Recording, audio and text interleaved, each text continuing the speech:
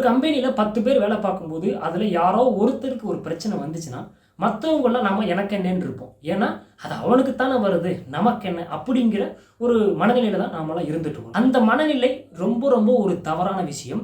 இன்னைக்கு அவனுக்குன்னா நாளைக்கு நமக்கு அப்படிங்கிறதுக்கு உங்களுக்கு ஒரு சின்ன உதாரணத்தோட சொல்றேன். அதாவது ஒரு கம்பெனி இருக்கு. அந்த கம்பெனியில் ஏ பி அப்படின்னு 2 பேர் வேலை செய்கிறாங்க. அவங்களுக்கு ஒரு சூப்பர்வைசர் இருக்கிறாங்க. சரிங்களா? இப்போ இந்த ஏபி 2 பேருக்குமே ஒத்து வராது.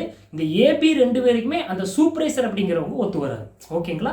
ஓகேங்க. இது ஏபிக்கும் ஒத்து வராது. இந்த 2 பேருக்குமே சூப்பர்வைசர் அப்படிங்கிறவர் ஒத்து வராது. இந்த மாதிரி சூழ்நிலையில் இப்போ ஏபி அப்படிங்கிற பெரிய பெரிய அளவில் போட்டி பொறாமை இந்த மாதிரி நிறைய விஷயங்கள் நடந்துக்கிட்டு இருக்கு. ஒரு கட்டத்துக்கு மேலே பி வந்து என்ன ஆயிடுச்சு, எக்ஸ்ட்ரீம் லெவல் பிரச்சனையில மாட்டி வேலையை விட்டு நீக்கிற மாதிரி ஒரு சம்பவம் நடந்துருச்சு. இப்போ அந்த சூப்பர்வைசர் வந்து என்ன பண்ணிட்டாரு, சுற்றி இருக்கிறவங்கள்ட்ட சொல்லிட்டார், இந்த மாதிரி அவர் வந்தாருங்கன்னா உள்ள விடாதீங்க அப்படின்னு சொல்லிட்டு சுற்றி இருக்கிற ஆளுகள்கிட்ட சொல்லிட்டார்.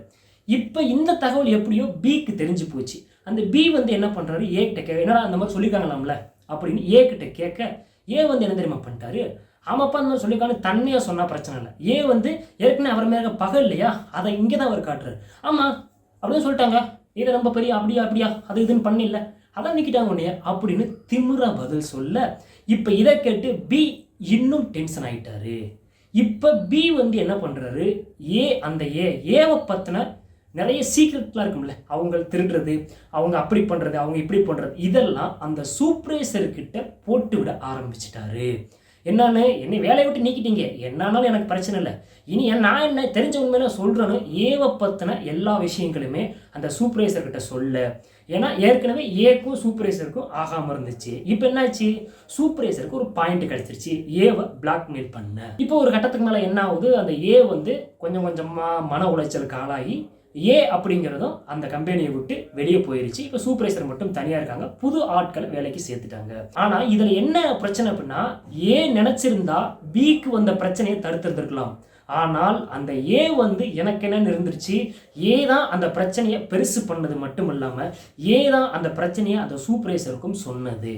ஸோ ஏ வந்து அவனை வேலையை விட்டு நிறுத்தணும், அவனுக்கு கெட்ட பேர் வாங்கி தரணும் அப்படின்னு போராடினதுனால அந்த ஏவும் அந்த கம்பெனியில் வேலை செய்ய முடியாத ஒரு நிலைமை வந்துருச்சு. இதே மாதிரி தான் ஒரு கம்பெனியில் 10 பேர் இருக்கிறாங்க அப்படின்னா அதில் ஒருத்தருக்கு தான் அந்த பிரச்சனை நினச்சி நீங்கள் ஒதுங்கி நின்னீங்கன்னா நீங்களும் அந்த கம்பெனியில் வேலை செய்ய முடியாமல் ஒரு சூழ்நிலை கண்டிப்பாக வரும்.